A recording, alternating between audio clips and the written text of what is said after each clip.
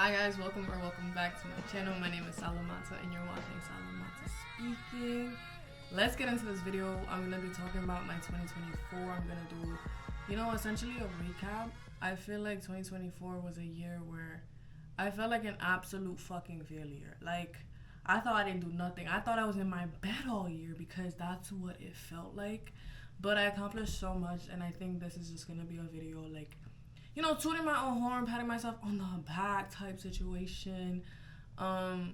This video is a little late into the new year, but I'm a person who doesn't believe that the new year really starts in January. Like, obviously, our calendar year starts in January, but it's the dead of fucking winter. You should not be planning out any goals in the dead of winter because that's just not the season wheel. I'm a big believer in the season wheel. It started, I want to say in 7th grade. Like, you should be, planting in the spring, working really hard in the summer, reflecting in fall, and then slowing down and taking care of your body and restoring in the winter. And so I've never believed that January is when we should be setting our goals. So I'm really still in my reflecting stage and, taking care of myself and patting myself on the back. Honestly, my new year doesn't start until June because my birthday is June 2nd. Shout out Gemini gang. I love being a Gemini despite how much slack we get. And according to the astrologers, we about to have a really good fucking year. So I'm looking forward to that.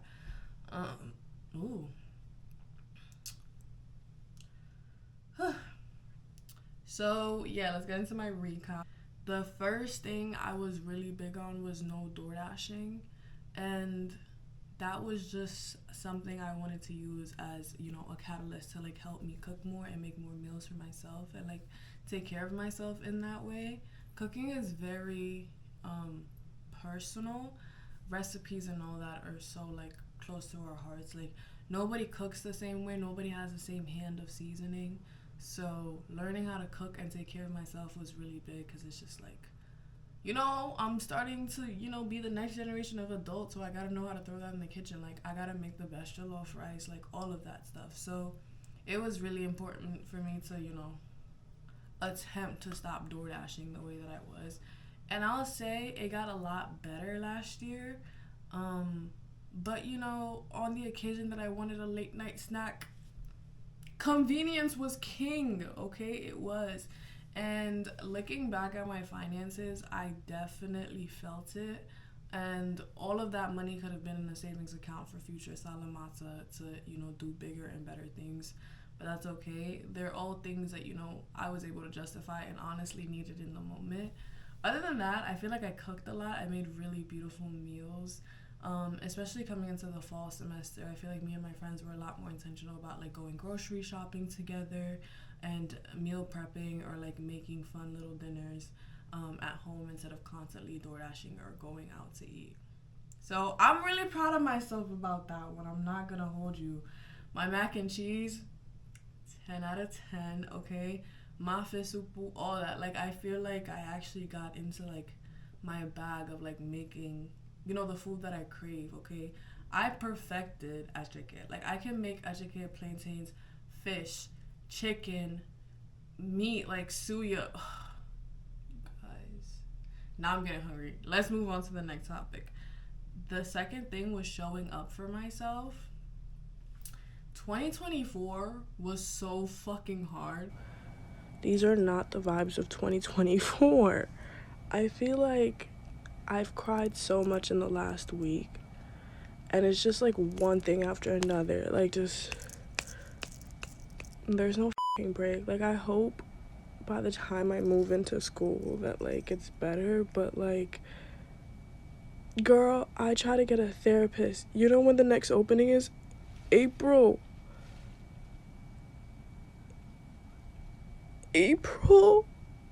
Okay. When I was putting show up for myself, I was putting it in terms of a work-life balance. I was in a lot of clubs and I had 2 jobs, and so I was doing a lot. So I was okay, this is gonna be a show up for yourself and take care of yourself, no matter the responsibilities that you put on your plate.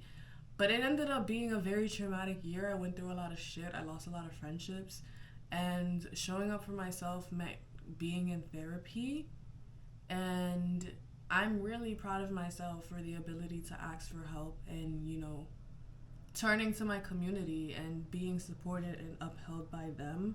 I'm a person who struggles with asking for help.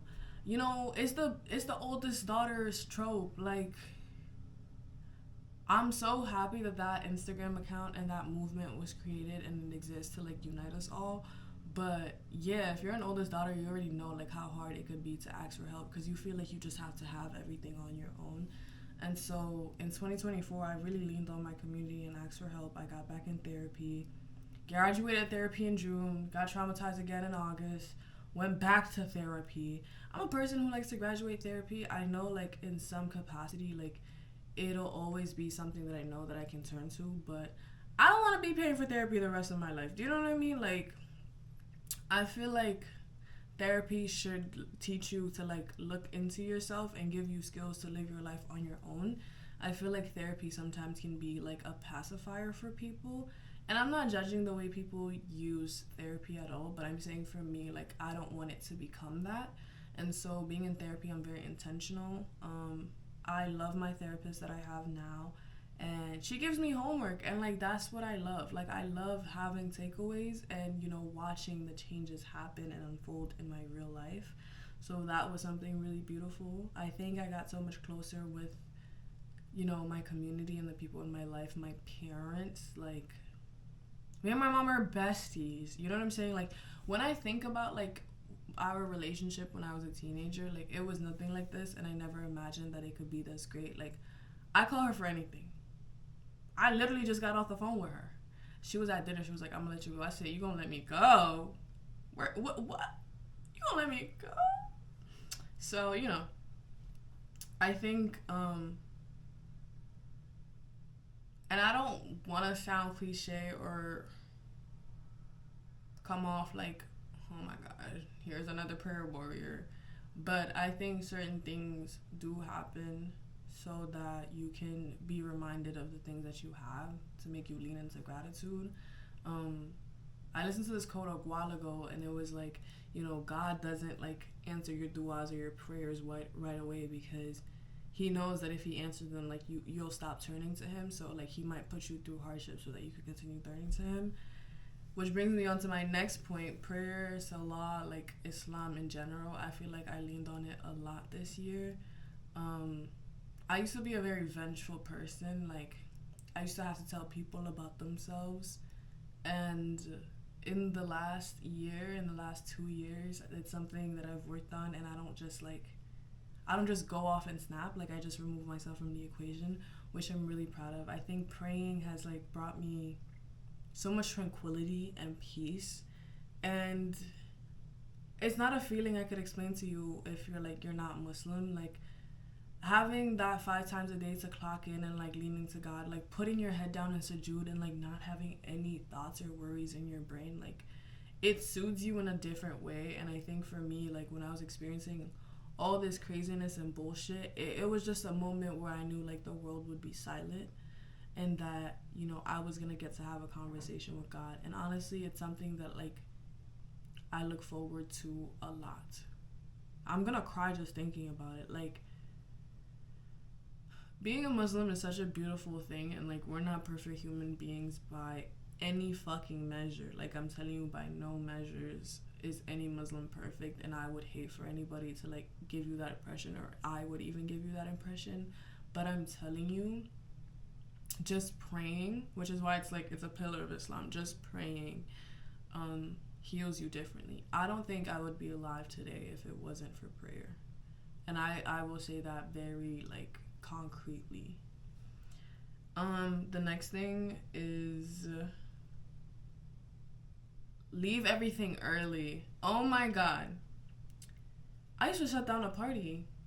I used to go set up the party and then pack up the DJ booth with them. Like, which is like, you know, when you first start going out, you don't have any etiquette or models, which that's what happens when you're a sheltered kid. It is what it is. But I just told myself, leave everything early, and I did. And just knowing your time to leave, and, you know, allowing people to miss you, you know, not being available all the time, like allowing people to be like, hey, like I haven't seen you like out, like all that, like, it's really amazing what you can do for yourself when you're not trying to keep up with the Joneses. You know what I'm saying? It's really amazing how much time and how much money that we don't consider goes into, like, you know, showing up to places and going to parties. Like, I can't tell you how much money I spent on parties my first year here, or like how long it took me getting ready, like doing hair, makeup, picking out outfits, getting there, how much time you're spending there, and then coming back.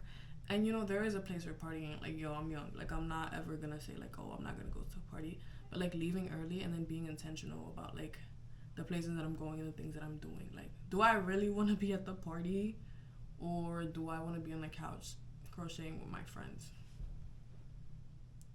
And a lot of the times that end up being a bitch wanting to be on a couch. I'll be honest with you.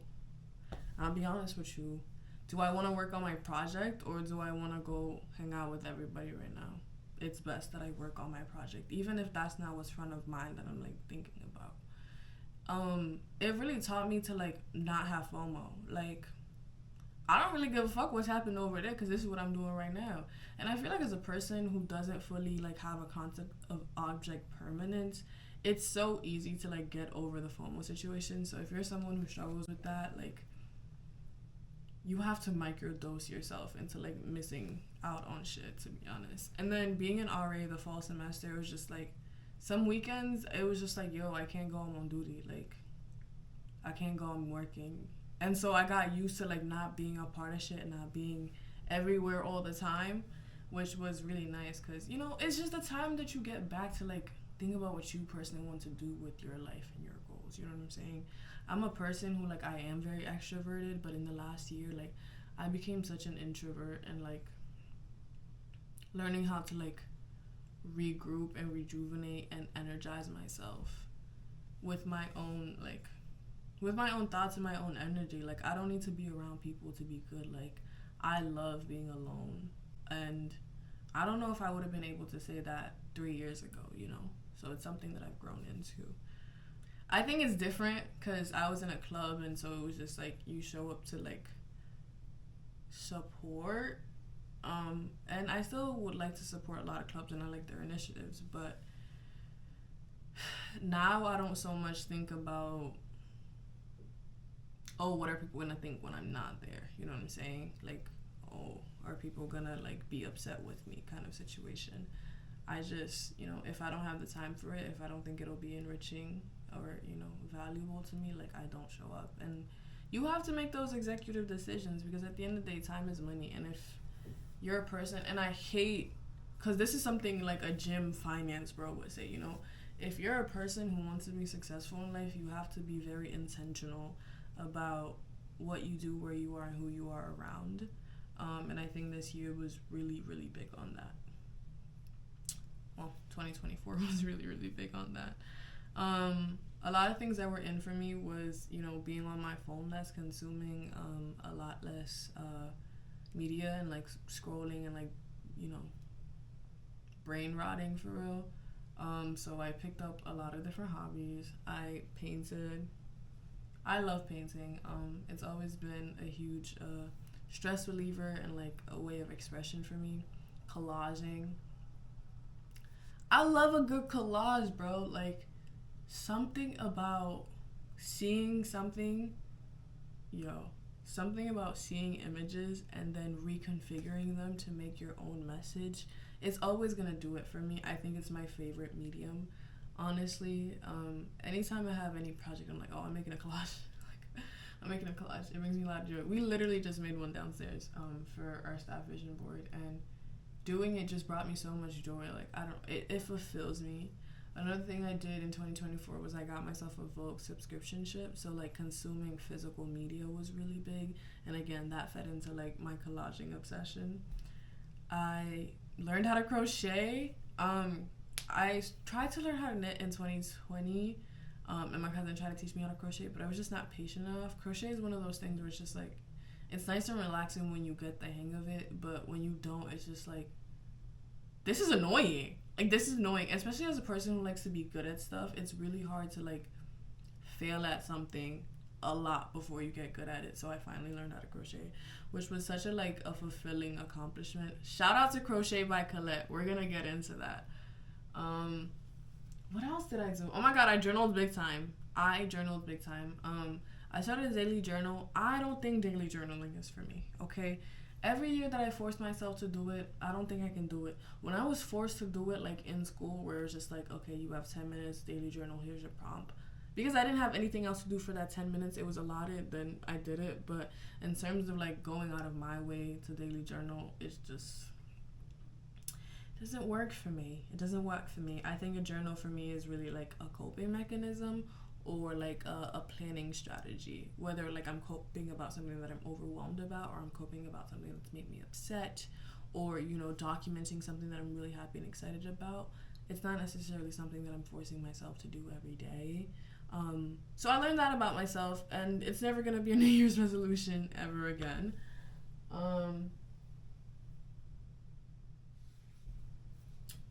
What else? Oh, I slowed my consumption down big time.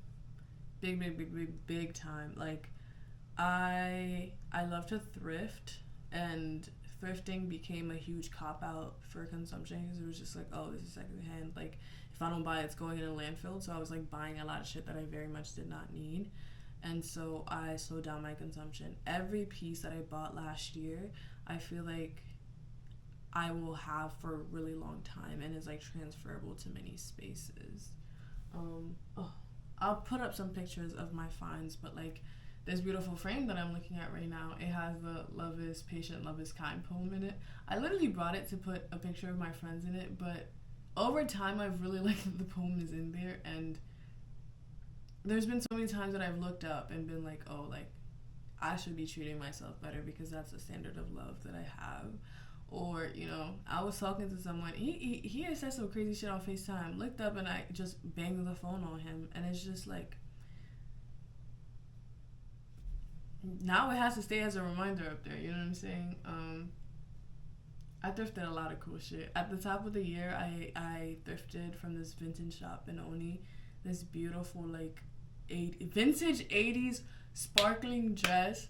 And not only was it so beautiful, it was on sale, and then I got a discount on top of it, and I'm not wearing the earrings. And I bought earrings that day and shoes, and it was because I was getting ready for an event, and it was the first time I ever modeled here at school. And then, come on, where we got you? Go. Come on, girl. Next up, we have beautiful Eliana. With gold accents. And so, bro, I haven't gotten on a catwalk since I was a kid. So it was like the first time I like modeled in like my grown woman body. First of all, every year I think I have a grown woman body, and then the next year, like my hips get wider, and I'm just like, what is happening? What is happening? I think I forget that I'm West African, and it's just like it's how it's gonna be for me. So perhaps 2025 and beyond is like not just learning how to embrace my curves, but perhaps anticipating them and like not being so shocked and surprised every time, you know? I'd be like, damn, these pants don't fit no more. Girl, you're growing. What a fucking shocker. All right, let's get into my first catwalk. Guys! Okay, I have a friend, my lovely, beautiful friend, Colette, and she crochets, and she has a business called Crochet.by.Colette, and she's been doing these phenomenal, like, collections, and different clubs have, like, asked her to, like, do runways and showcase her work, and she chose me to be a model. I don't mean to toot my horn, but toot, motherfucker. And I got to wear her beautiful pieces in February. I did my hair, I did my makeup, and I got to wear her piece. And I felt so confident and so beautiful when I got to close out the show. And I didn't realize that, like, modeling was on my vision board, and it's something that I got to do. And those are the things that I'm saying. Like, I feel like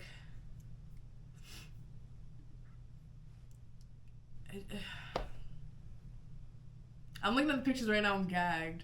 Okay, like, I was just so happy and proud to, like, showcase her pieces. And model for her, and the confidence that has brought me. And I got to do it again in November for Main Fest.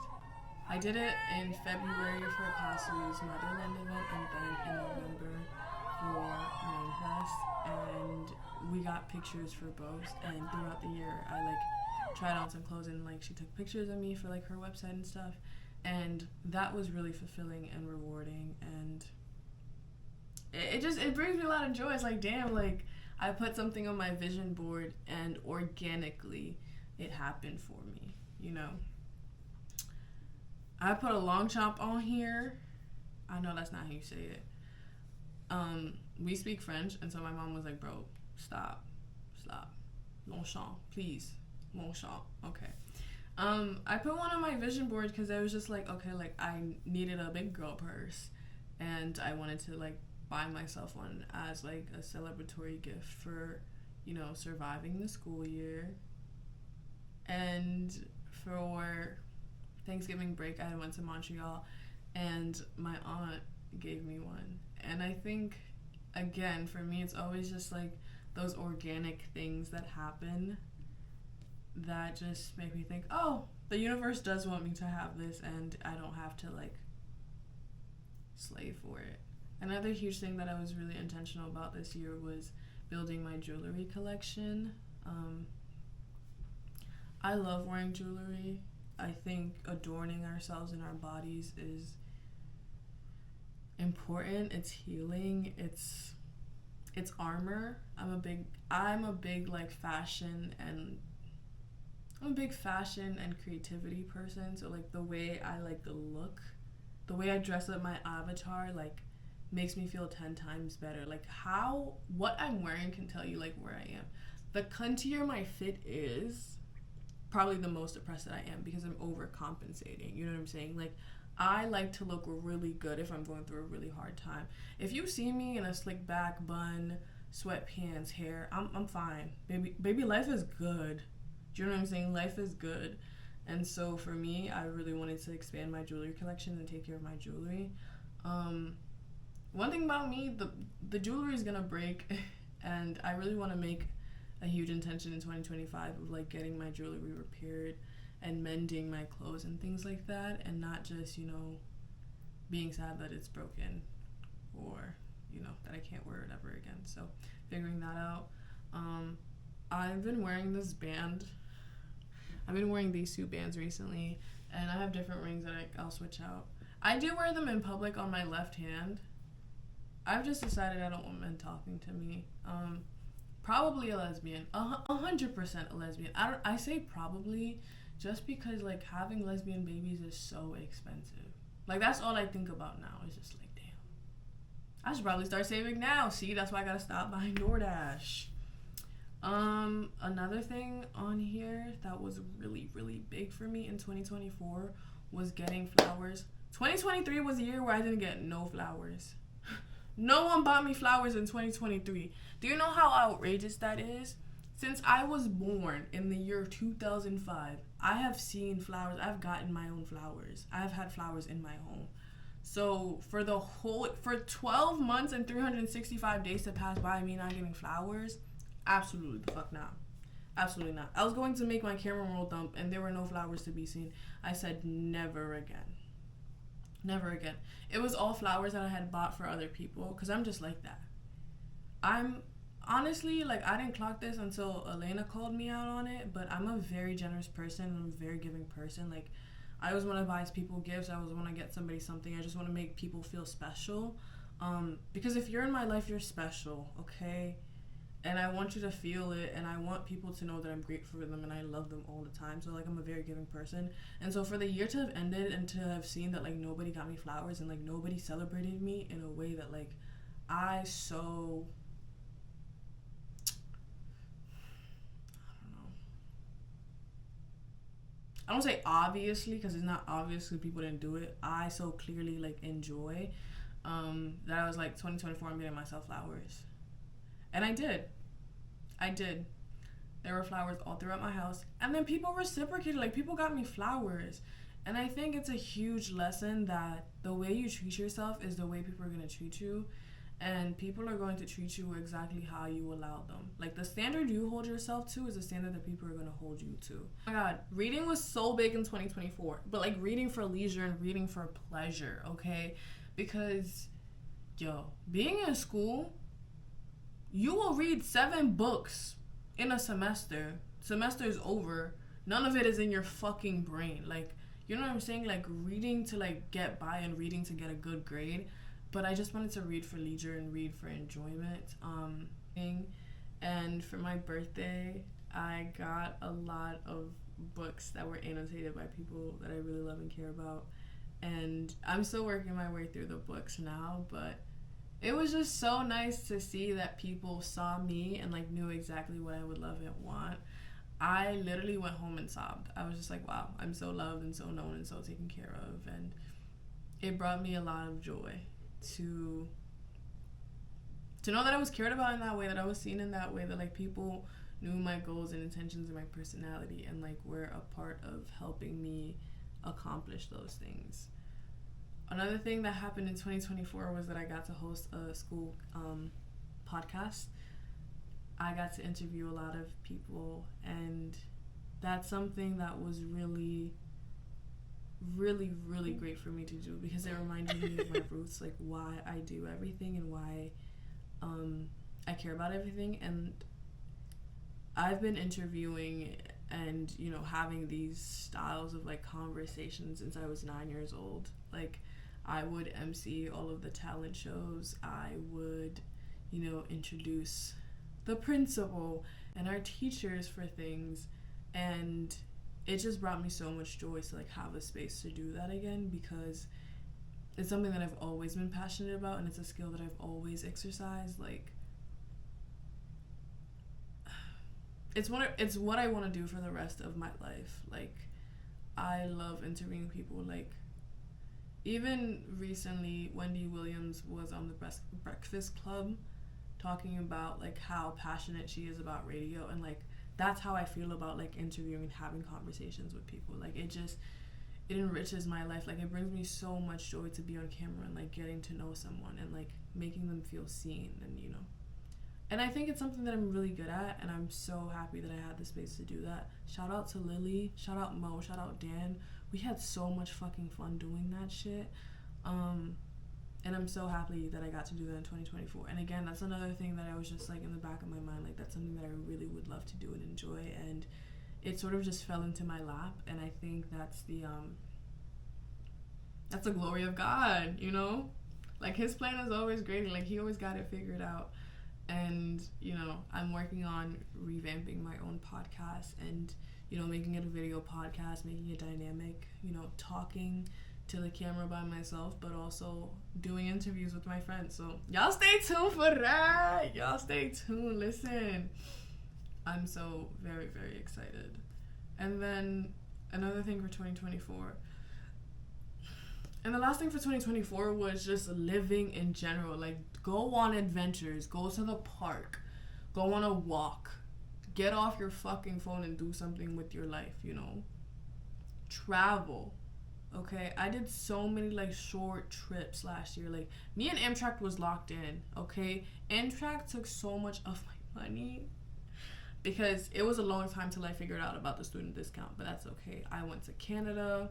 I went to Syracuse twice. I saw so many beautiful places, like, going on road trips and stopping by the side of a road and seeing cows. Like, that's what brings me joy and fulfills my soul and spirit. I love to travel. I think if I got paid to travel for the rest of my life, like, my world would be complete. I feel like I would have accomplished everything I needed to. And yeah, that was 2024. I'm so excited for 2025, and I'm so excited to take you guys with me into my 2025. Just remember to be kind to yourself, and remember that everything happens for a reason. As shitty of a statement as that can be at certain times, depending on what you're going through, but things do get resolved. And I think I always say everything will be okay in the end, and if it isn't okay, it isn't the end. I'm so honored to be alive. I'm so gracious to be alive and to be given the opportunity every single day to work on being the person that I've always dreamt of being. I think at 19 years old, I'm a very wise person. I could always be more grounded, and you know, that's why I call my parents damn near every day, so that they can, you know, tell me about myself, and you know, tell me, you know, when I'm wrong in a scenario and how I could go about things differently, and just generally giving me different perspectives on life. That's why, you know, I consult with my friends. You know, I'm never gonna be a big-headed ego person and be like, yeah, I know everything that I need to know. But for a 19-year-old, I have done a lot and I have so much more to accomplish. But I am so happy being me, and I think 2024 really solidified all of that in every single capacity.